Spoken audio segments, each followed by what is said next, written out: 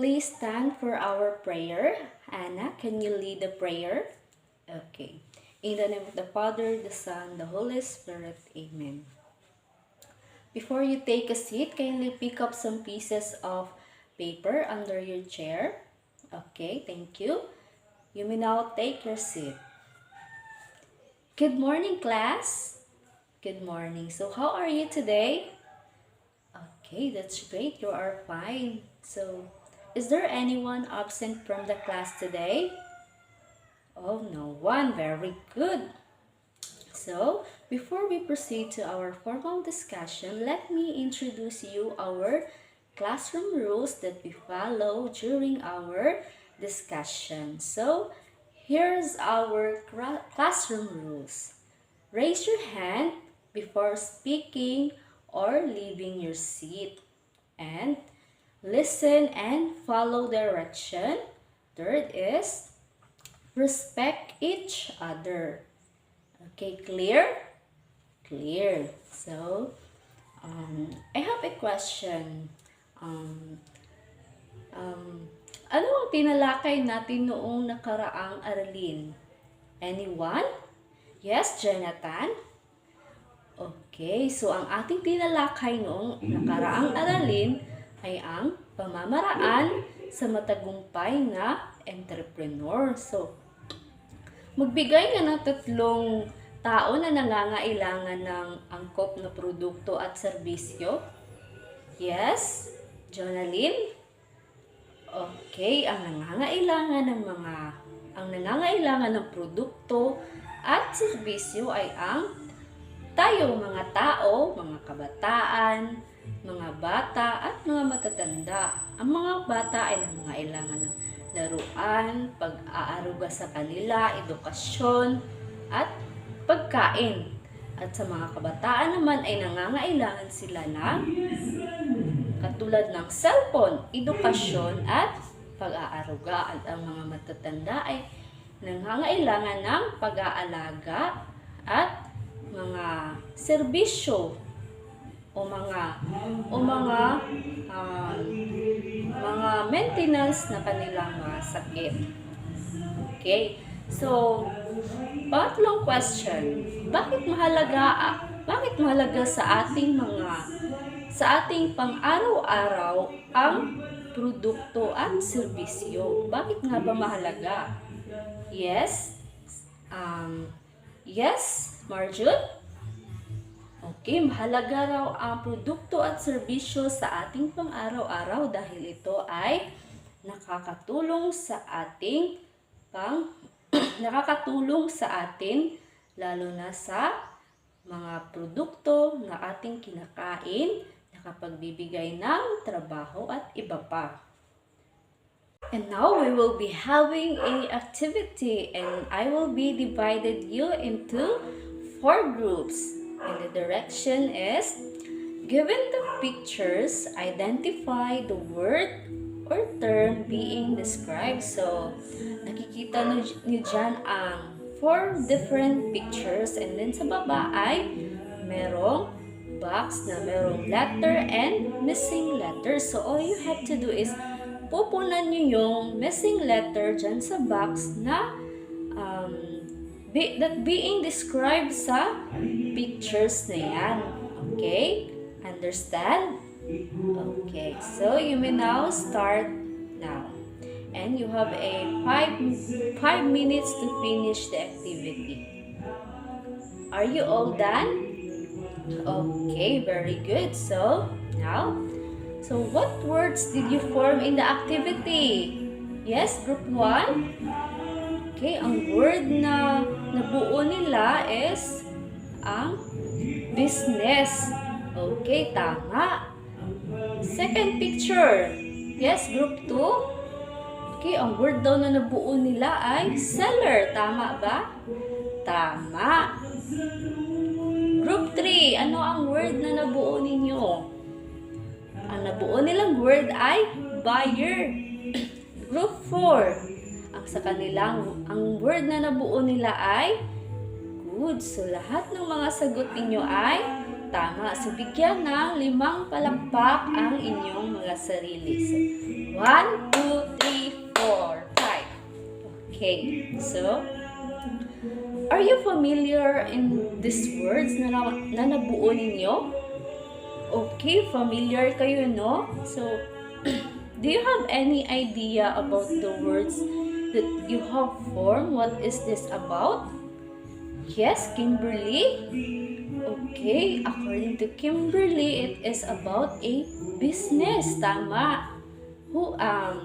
Other one. Okay, according to, to Anna, it is about a entrepreneur daw. Very good. So, lahat ng sagot niyo ay tama. So, based on the activity you did earlier, do you have any idea what will be our topic for today? Yes? Princess? Okay, it is about business raw. Anyone? Yes? Hazel?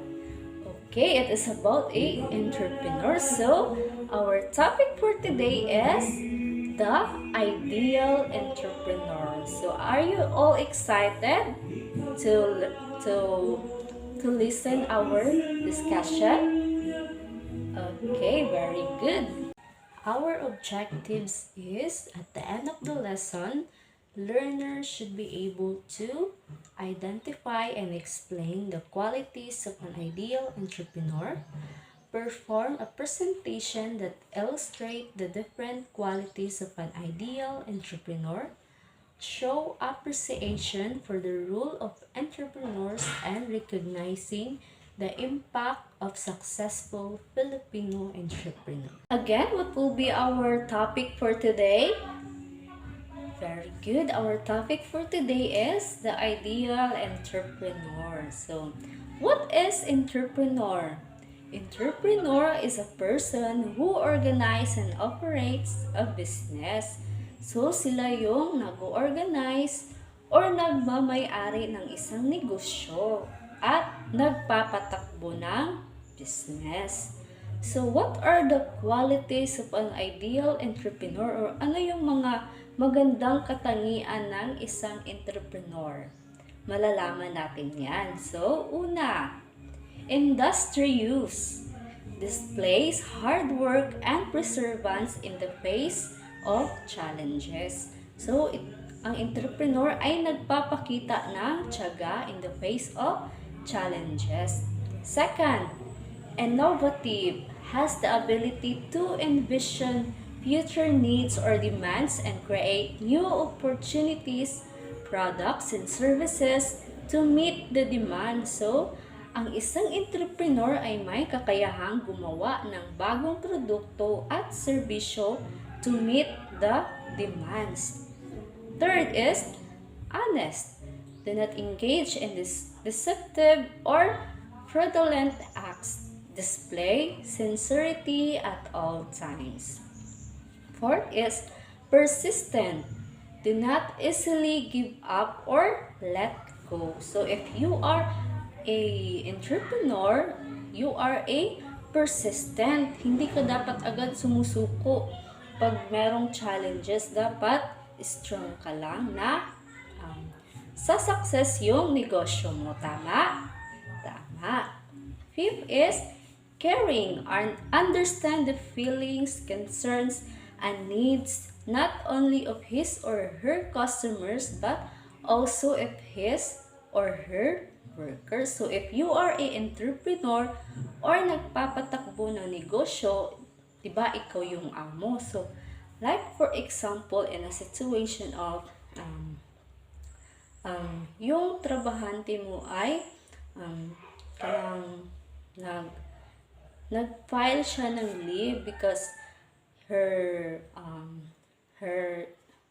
ang kanyang asawa is may sakit. So, kailangan niyang alagaan yung asawa niya. So, nag-file siya ng leave sa iyo. So, hindi ka pumayag at nagalit ka kasi hindi pwedeng mawalan ng trabahante kasi meron pang or madami pang tatapusin. Kaya, bawal mawalan ng mabawasan ng trabahante. So, hindi mo siya pinayagan. So, mali yun. So, bilang isang amo or entrepreneur na nagpapatakbo ng business, dapat ikaw ay understandable. Ikaw ay caring sa iyong customers, also sa iyong workers, para sila ay magtagal sa iyo. Tama? Okay. Number 6, flexible. If you are an entrepreneur, you are a flexible, able to adapt to any challenges, yet remain logical and organized. So, you can adapt yung mga changes sa iyong business, but it is remain illogical and organized. 7 is confidence. So, if you are a entrepreneur na nagpapatakbo ng negosyo, you are a confident. So, hindi ka makakabuo ng negosyo kung hindi ka confident, mahiyain ka. So, dapat ikaw ay confident sa iyong negosyo na in-organize. Okay, number 8, proactive. Acts immediately of new ideas, insights, and opportunities. Taking a strategic forward-thinking approach to problem solving and decision making. 9 is knowledge. We will train up assess information and understanding of concepts necessary to run a business venture. So, if you are an entrepreneur to organize and operates a business, dapat meron kang knowledge sa business para patakbuhin ito at palaguin. Number 10, the last one, risk takers.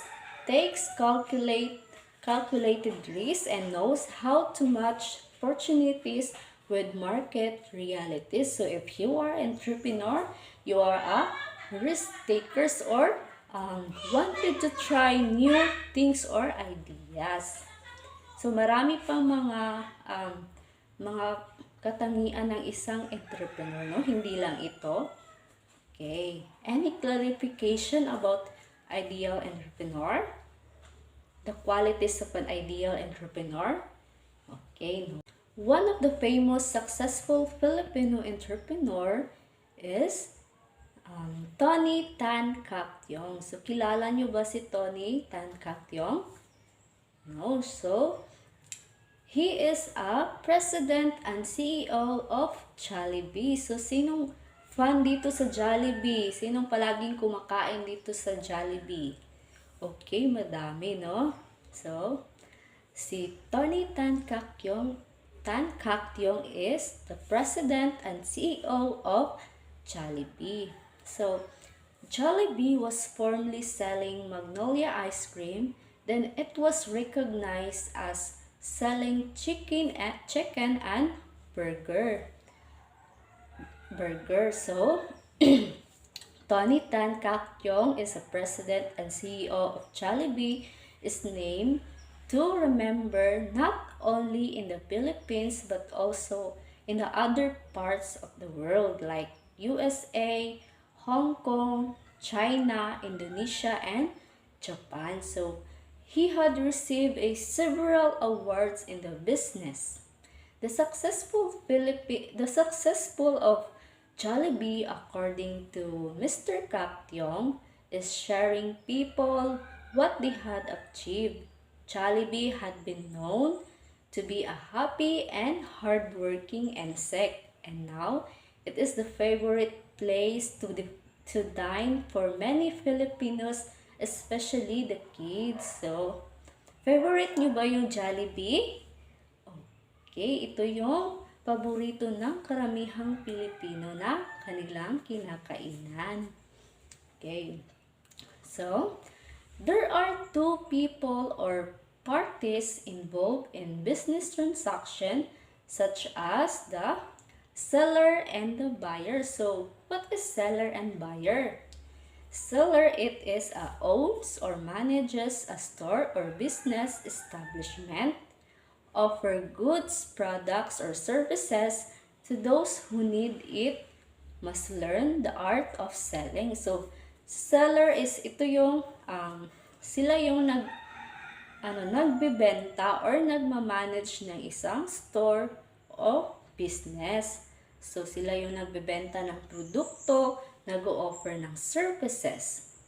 At si buyer naman is buys goods or services from the seller, is also a consumer who makes use of goods to meet this or her needs or wants and those of his family. So si buyer ang siya yung nag-aangkat or bumibili. So, ang tawag sa ating mamimili ay buyer. So, tayo yung bumibili ng produkto at nangangailangan ng serbisyo sa seller. So, ang buyer ay bumibili ng mga pangangailangan sa pang-araw-araw, lalo na sa kanilang mga pamilya. So, what are the differences between products and services? Alam nyo ba? Okay, hindi pa. So, malalaman natin yan.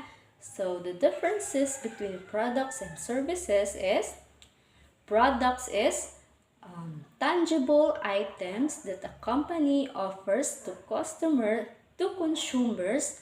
This may be item that a potential customers wants to acquire or consume.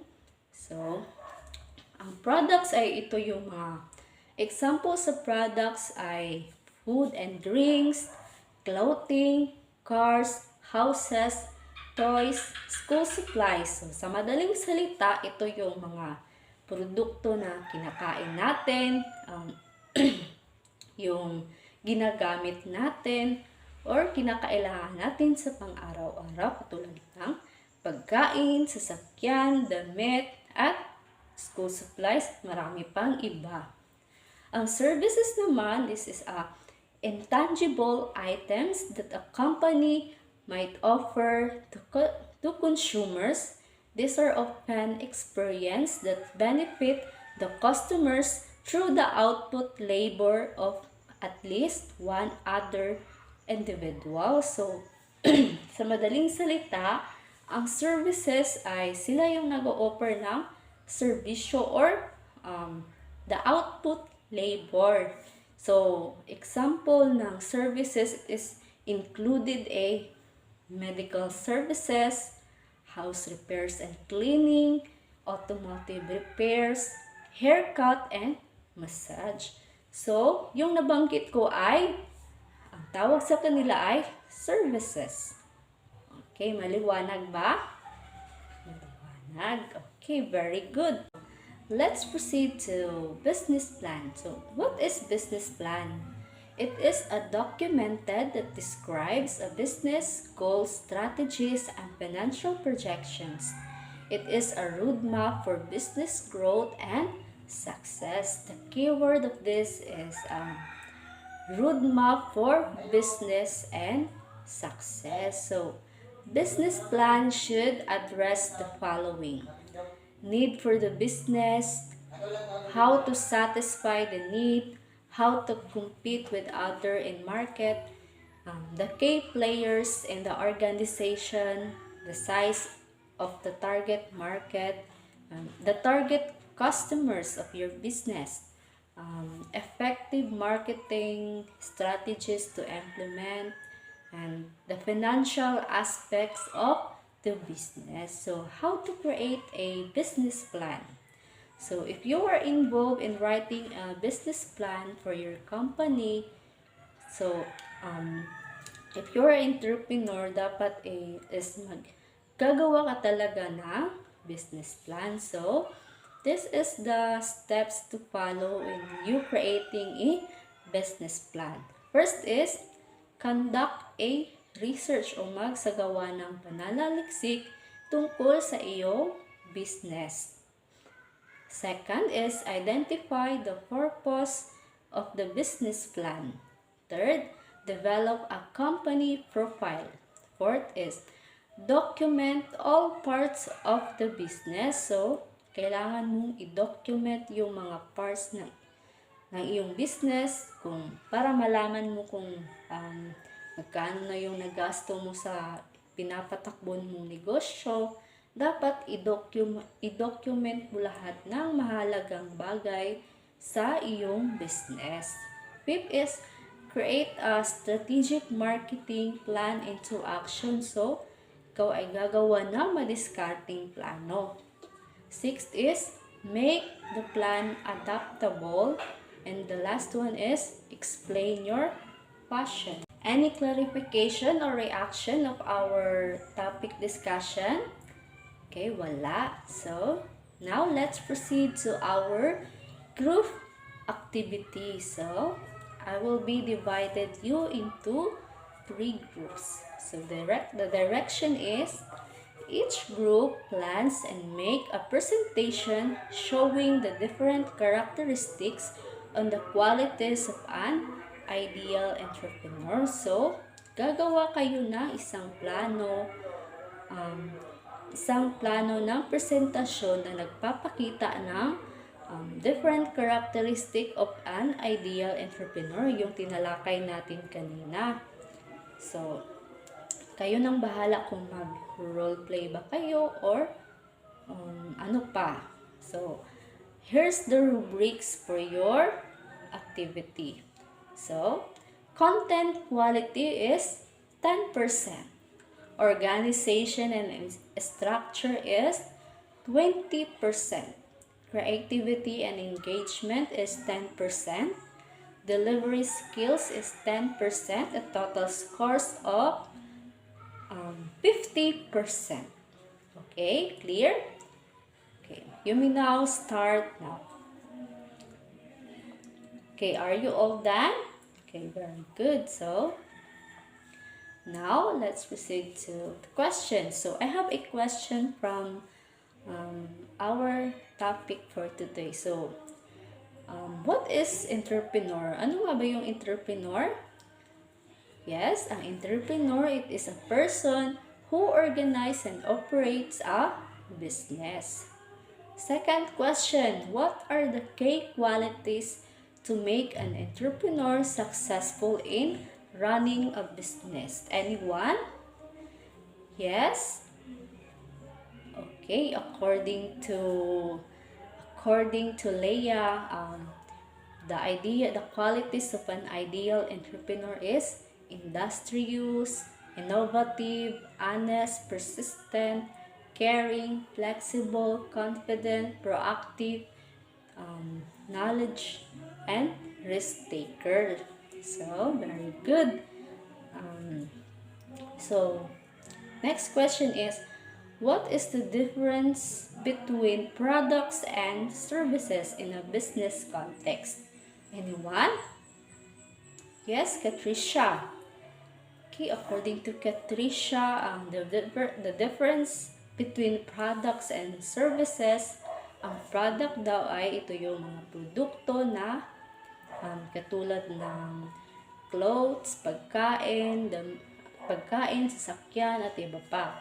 At ang serbisyo ay ito yung nagsiservisyo sa mga tao or nagli-labor sa tao katulad ng massage at haircut at